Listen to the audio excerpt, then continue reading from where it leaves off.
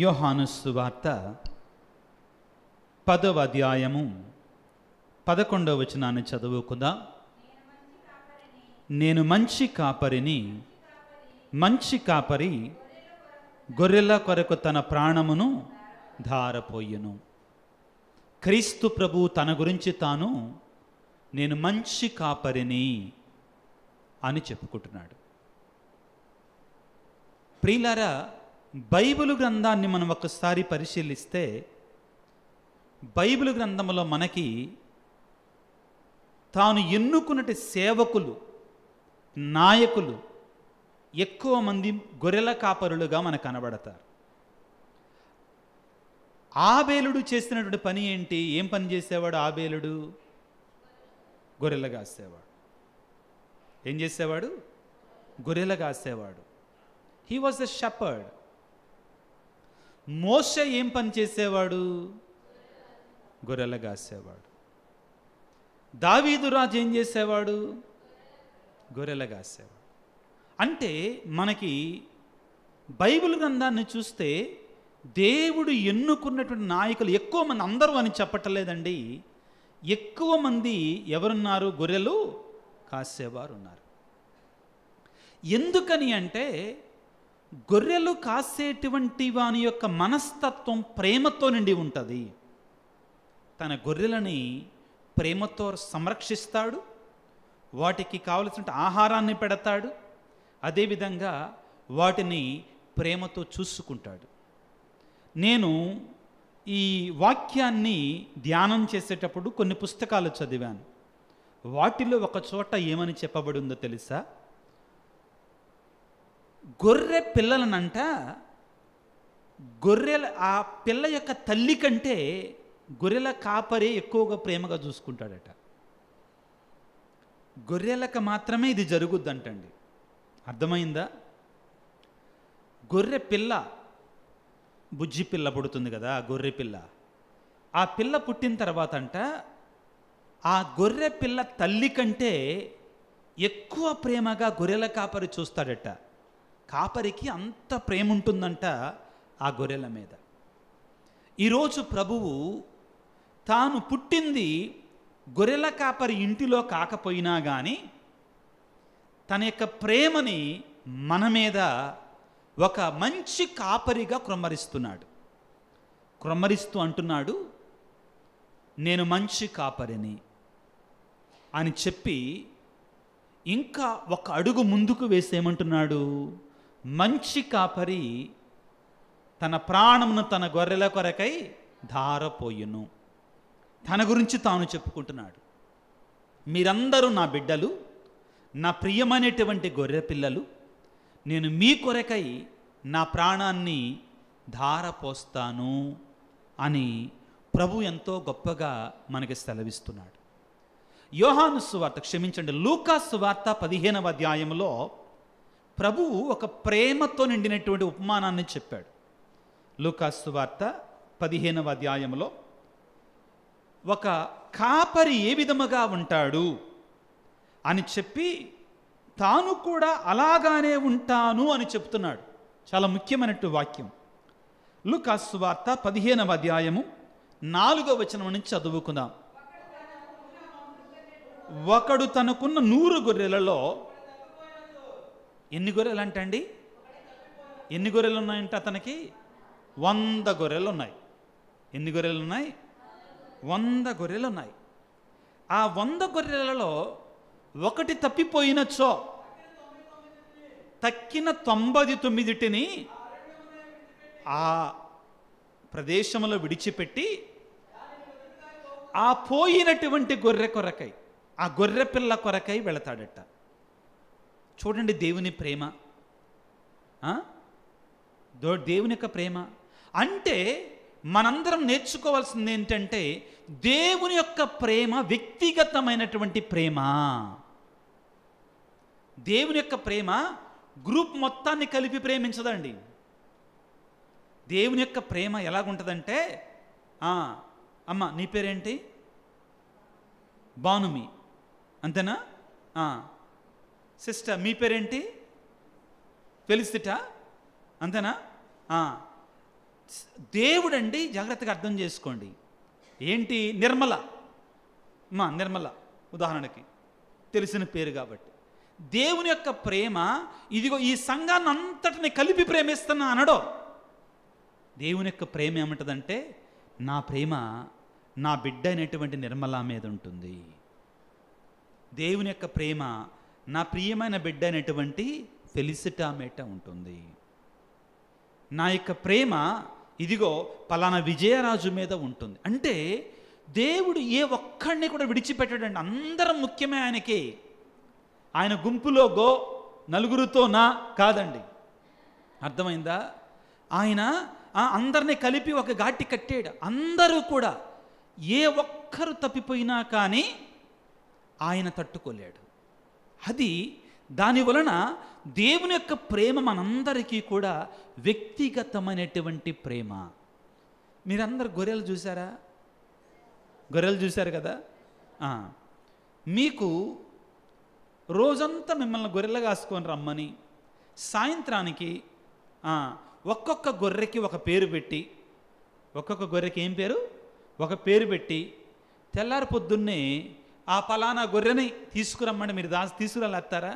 ఎవ్వరం తీసుకురాలేం మనలో. ఎందుకంటే గొర్రెలన్నీ ఒకలాగంగానే కనపడతాయి మనకి. గొర్రెలన్నీ ఒకలాగానే కనపడతాయి మనకి.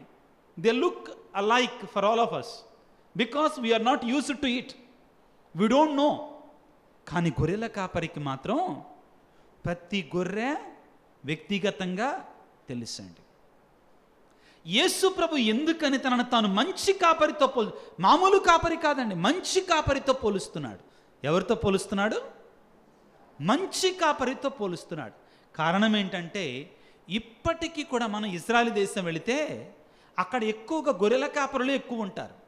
మీకు ఇంకో విషయం చెప్పాలి. ఏంటంటే, ఇశ్రాయేలు దేశంలో గొర్రెల యొక్క ఉన్ని ఉంటుంది కదండి, ఆ పైన పెరిగే ఉన్ని ఈజ్ వెరీ కాస్ట్లీ. ప్రపంచంలో ఎక్కడ అంత కాస్ట్ ఉండదంటండి. ఇశ్రాయేలు దేశంలో పెరిగే గొర్రెల యొక్క ఉన్ని కొరకై ప్రపంచంలో ఉన్నటువంటి వాళ్ళందరూ ఎదురు చూస్తారంటండి. ఎందుకంటే అక్కడ పడే మంచు అటువంటిదంటే, ఆ గొర్రెల మీద పడ్డప్పుడు వాటి మీద పెరిగేటువంటి ఉన్నిని శ్రేష్టమైనటువంటి ఉన్నిగా మారుస్తుందంటండి. చాలా మంచి ఉన్నిగా మారుస్తుందంటండి ఆ గొర్రెల యొక్క ఉన్నిని. ఆ ఉన్నితో చక్కని రాజులకి, ధనవంతుల యొక్క తల్పాలు, కూర్చోటానికి కుర్చీలు వాటికి వాడతారు పిల్లారా. కాబట్టి ఆ ప్రాంతంలో నివసించేటువంటి ప్రజలు యేసు ప్రభు కాలంలో, అంతకుముందు కాలంలో ప్రధానమైన వృత్తి ఏంటంటే గొర్రెలు కాసేటువంటి పని. కాబట్టే ప్రియులారా, ఇక్కడ మనందరం గుర్తుంచుకోవాల్సింది ఏంటంటే, బైబిల్ గ్రంథంలోనట సుమారుగా, సరిగా కాదు కదంటే సుమారుగా 1000 సార్లు గొర్రెలు అనే పదం వస్తుందంటండి. ఎన్నిసార్లు? 1000 సార్లు. 400 సార్లు గొర్రెల కాపరి అనే పదం వస్తుందంటండి. 400 సార్లు. నూతన నిబంధనలో యేసు ప్రభువు మాత్రమే కాదండి, పాత నిబంధనలో కూడా దేవుడు తనను తాను ఒక కాపరిగా పోల్చుకుంటాడు, ఒక మంచి కాపరిగా పోల్చుకుంటాడు. యెహెజ్కేలు గ్రంథాన్ని తీసుకుందాం ఒకసారి. యెహెజ్కేలు గ్రంథం 34వ అధ్యాయం ఒకళ్ళు తీసుకోండి. అదే సమయంలో ఇంకొకళ్ళు కీర్తన 23:1వ వచనాన్ని తీసుకోండి. ఒకళ్ళు యెహెజ్కేలు 34వ అధ్యాయాన్ని తీసుకోండి. కీర్తన 23:1వ వచనాన్ని చదువుకుందాం. ప్రభువే నాకు కాపరి, నాకు ఏ కొరతయు లేదు. ఎవరు ఈ కీర్తన రాసింది? ఎవరు ఈ కీర్తన రాసింది? ఎవరు? దావీదు రాశాడు. ఆయన ఒక గొర్రెల కాపరి. దావీదే ఒక గొర్రెల కాపరి. ఇప్పుడు దావీదు ఏమంటున్నాడు? నేను గొర్రెల కాపరిని అంటల్లా. ఏమంటున్నాడు? ప్రభువే నాకు కాపరి అంటున్నాడు. తాను గొర్రెలను కాశాడు. ఇప్పుడు తనను తాను ఒక గొర్రెగా పోల్చుకొని దేవుడు తన మంచి కాపరి అంటున్నాడు. ఎందుకనంటే తాను గొర్రెలను ఎంత ప్రేమగా చూసుకున్నాడో అంతకంటే ఎక్కువగా దేవుడు తనను ప్రేమతో చూస్తాడు అని దావీదు నమ్మాడు. ప్రియులారా, ఈ 23వ కీర్తన మనందరం చదువుకోవాలి. అప్పుడప్పుడు కూడా మన ప్రార్థనా పుస్తకాలలో అప్పుడప్పుడు వస్తుంది ఈ ప్రేయర్. అర్థమవుతుందా? ఏం చేస్తాడట ఆ కాపరి? ప్రభువే నా కాపరి, నాకు ఏ కొరతయు లేదు. అతడు నన్ను పచ్చిక పట్టులలో విశ్రమింపచేయును, శాంతికరమైన జలముల వద్దకు నన్ను నడిపించుకొని పో. ఈ వాక్యములో 2 మాటలు ముఖ్యంగా ఉన్నాయి. ఏంటి? కడుపు నిండా భోజనం పెడతాడు, రెండవది కావలసిన దాహాన్ని తీరుస్తాడు. నేను కూడా చాలాసార్లు గొర్రెల కాపరిని చూశాను. నా జీవితం మీకు చెప్తాను. ఏంటంటే, మేము చిన్నప్పుడు అకాడమిక్ ఇయర్, చదువుల సంవత్సరం ఉంటుంది కదండి, జూన్ నుంచి సుమారుగా ఫిబ్రవరి మార్చి వరకు బడికి వెళ్ళేవాళ్ళం. అర్థమైందా? ఏప్రిల్ మే నెలల్లో మేము పొలం వెళ్ళేవాళ్ళం అండి. రైతుల కుటుంబం. పొలంలో కూరగాయలు, పుచ్చకాయలు, దోసకాయలు, గోంగూర, ఇంకా సొరకాయలు, తోటకూర, ఇంకా అన్ని రకాల కూరలు పెట్టేవాళ్ళు. మా బావి సేను అంటారు, అక్కడ పెట్టేవాళ్ళు. ఈ ఎండాకాలం ఉంటుంది కదండి, గొర్రెలకు మేత దొరకదు, అంతే కదా, అంత ఎండిపోయి ఉంటుంది, పొలాలన్నీ కూడా ఎండిపోయి ఉంటుంది. కాబట్టి మా ఊరు నవాబుపేట, నందిగం ప్రక్కన. ఆ పైకి వెళితే, ఇంకా పైకి వెళితే జగ్గయ్యపేట, బలుసుపాడు, ముత్యాల, ఈ గ్రామాలు వస్తాయి. అటువైపు చాలామంది గొల్లవాళ్ళు మా వైపు వచ్చేవాళ్ళు. వచ్చి ఏం చేసేవాళ్ళు అంటే గొర్రెలను మేపుకునేవాళ్ళు. మా పొలంలో ఈ పుచ్చకాయలు, దోసకాయలు, ఇంకా బీరకాయలు, ఈ కూరగాయలన్నీ పెడతారు కదా. బాగుంది, మోటార్ ఉంది కాబట్టి మా పొలాన్ని ఎప్పుడు తడుపుతూ ఉండేవాళ్ళం నీళ్లతోటి, మోటార్ తోటి. ఎండాకాలం పొలాలన్నీ ఎండిపోయాయి. ఆ తోట పక్కన, మా తోట నీళ్లు పెట్టినప్పుడు అక్కడ వరకే ఆగవు కదా, నీళ్ళు ఏం చేస్తాయి, కొన్ని బయటికి వెళతాయి. ఆ నీరు కారణంగా పచ్చిక వచ్చేది. మా పొలం పక్కన, మా గట్లు పక్కన, మా బోదలు గనాల ప్రక్కన పచ్చిక ఉండేది. ఈ గొల్లవాళ్ళు ఆ గట్టు దగ్గరికి వచ్చి ఆ గొర్రెలను ప్రేమతోటి ఇంకా దగ్గరికి రావాలని గట్టు మీదకి వాటిని, గొర్రెలను తీసుకుని వచ్చి మేపుతా ఉండేవాళ్ళు. మేము గద్దించేవాళ్ళం వాళ్ళని, ఏ గొల్లోడా, మీ గొర్రెలు పొలంలో పడతాయి, మా అమ్మా నాన్న తిడతారు, బయటికి దోలండి అనేవాళ్ళం. కానీ గొల్లవాడు వినేవాడు కాడు. నా గొర్రెలు ఇంకొద్దిగా మెయ్యాలి పచ్చిక. ఏం చేయాలి? పచ్చిక, ఆ పొలం ప్రక్కన ఉన్న పచ్చిక ఇంకొంచెం మెయ్యాలి, ఇంకొంచెం బొర్ర పెట్టాలి, ఇంకొంచెం లావు కావాలి నా గొర్రెలు అని ఆశపడేవాళ్ళు. ఇక మాకు కోపం వచ్చి నేను కూడా రాయి తీసుకొని గొర్రెల మీద వేస్తే, లేకపోతే కర్ర తీసుకొని గొర్రెను కొడితే అటు తోలటానికి ఆ గొల్లవాళ్ళు ఏమనేవాళ్ళు తెలుసా?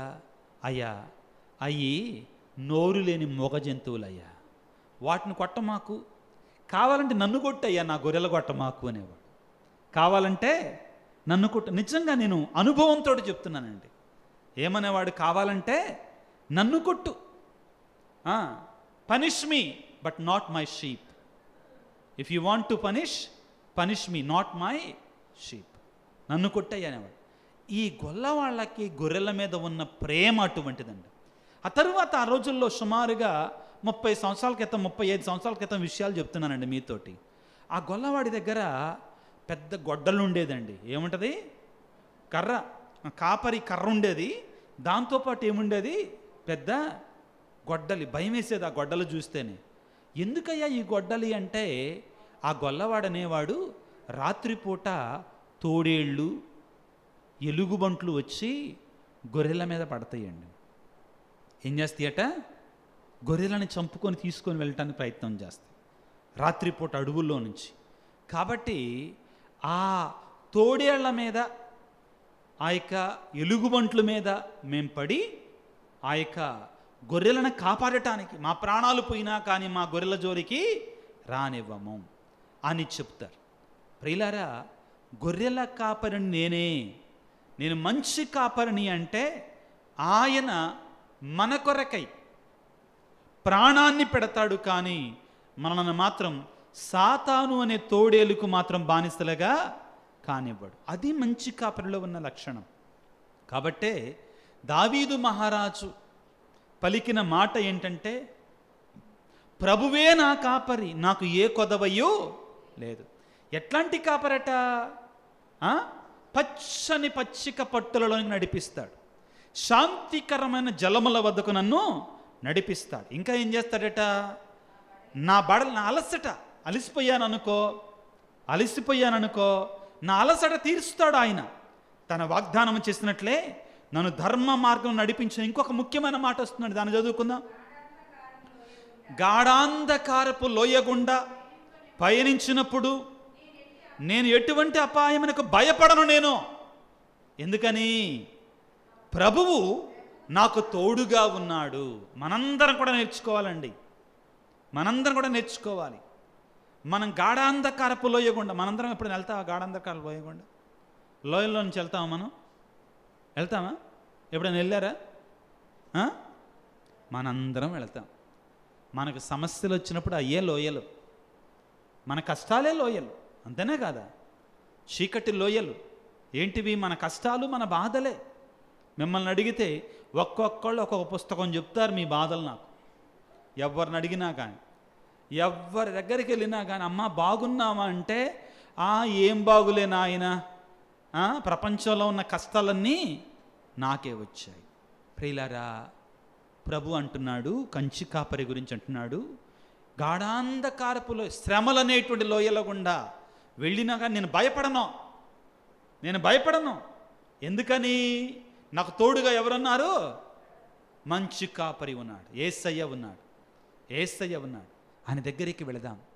నీ బాధ, నీ కష్టం, నీ శ్రమ ఏదైనా కానీ నీకు ఒక మంచి కాపరి ఉన్నాడు, సర్వశక్తిమంతుడైన కాపరి ఉన్నాడు అనే సత్యాన్ని మరవమాకు.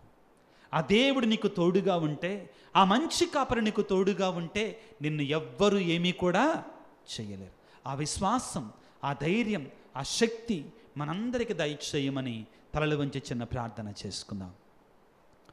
సర్వశక్తిమంతుడా, ఓ మంచి కాపరి, మమ్మ ప్రేమతో లాలించి పాలించి గాఢాంధకారపు లోయల నుండి మమ్మ కాపాడి పచ్చని పట్టుల్లో మమ్మ నడిపించుకొని పోయి శాంతికరమైన జలముల వద్దకు మమ్మ తోలుకొని పోయేటువంటి మంచి కాపరి నీకు స్తోత్రాలు.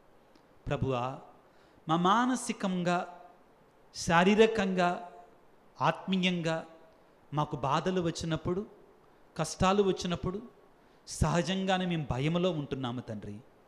నా దేవా, మాకు ధైర్యాన్ని ఇవ్వయ్యా, మాకు శక్తిని ఇవ్వయ్యా, మాకు మీ యొక్క ఆశీర్వాదాన్ని దయచేసి మాలో విశ్వాసాన్ని నింపు తండ్రి, మాలో శక్తిని నింపు నాయన. శక్తిని నింపి నువ్వు మాకు తోడుగా ఉండే కాపరివని, మా ఆత్మీయ జీవితంలో మేము సాతాను వశము కాకుండా మాకు ధైర్యాన్నిచ్చి మమ్మ ముందుండి నడిపించేటువంటి కాపరివని విశ్వసించడానికి కావాల్సిన శక్తిని, అనుగ్రహాన్ని, ఆశీర్వాదాన్ని మాకందరికీ దయచేయమని ఈనాడు వాక్యంలో యెహెజ్కేలు గ్రంథం 34వ అధ్యాయంలో చదువుకున్నట్లుగా గాయపడిన వాటి కట్టుకట్టి అనారోగ్యముతో ఉన్నటువంటి వాడిని స్వస్థపరిచేటువంటి పరమ వైద్యుడవు నీవే తండ్రి. మమ్మ స్వస్థపరచమని, దీవించమని మా నాథుడైన క్రీస్తు ద్వారా వేడుకొనుచున్నాము తండ్రి. ఆమేన్.